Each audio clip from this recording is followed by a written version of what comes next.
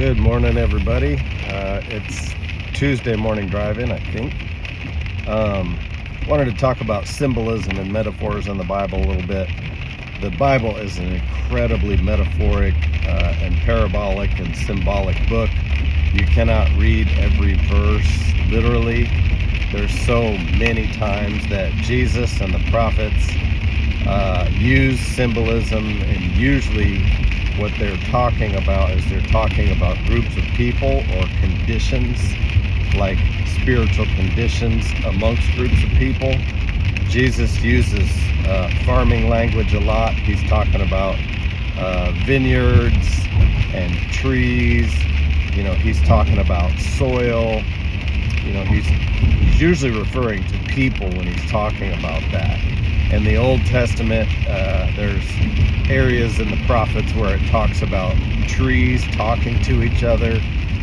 There's a couple chapters in the book of Joel that talk about cankerworms and palmer worms and things like that.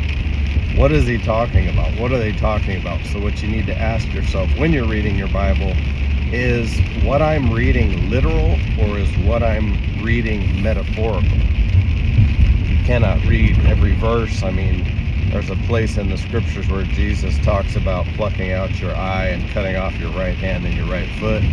I sure hope that's not literal.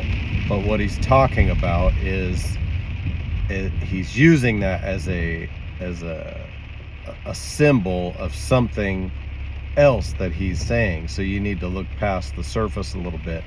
So there are certain chapters in the Bible where people lose their bearings on understanding that a lot of what is said and written is symbolic.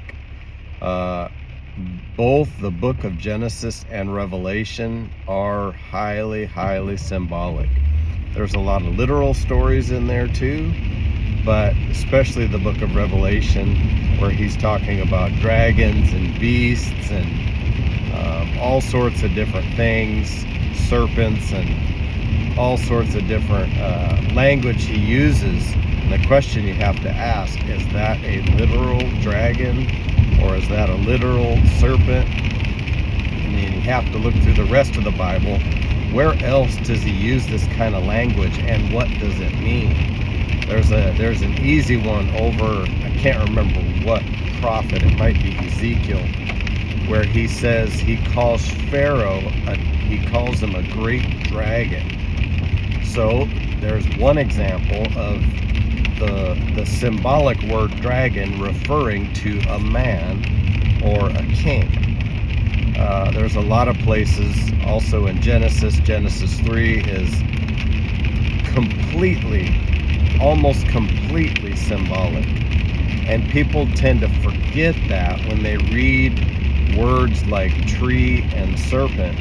In Genesis 3, when it mentions the serpent right in the first verse of Genesis 3, you have to ask yourself when you're looking at this, is he talking about a literal serpent or being, or is he using that language to describe a part of humanity that is serpent-like? Another place you could look at is to consider is in Matthew 3, where John the Baptist is rebuking the religious leaders of his day. And he says, O generation of vipers, who hath warned you to flee from the wrath to come? And then there's a couple places I can't remember the addresses now, but I want to say probably in Proverbs, it says, or in the prophets, I guess, it says serpent's poison is under their lips. So it's pretty clear that at least in some places he is talking about people. So if he's talking about people in some places, in the other places like Genesis 3 where it's not as obvious, you'd at least at the very minimum ask yourself the question, is what I'm reading literal, or is it symbolic of something else? I'm just doing these videos to try to stir up your minds for a little bit in the morning. Stir up your mind to open your Bible and look at it. You can find these videos also on YouTube. Live for More 310 with the number 4. Have a great Tuesday.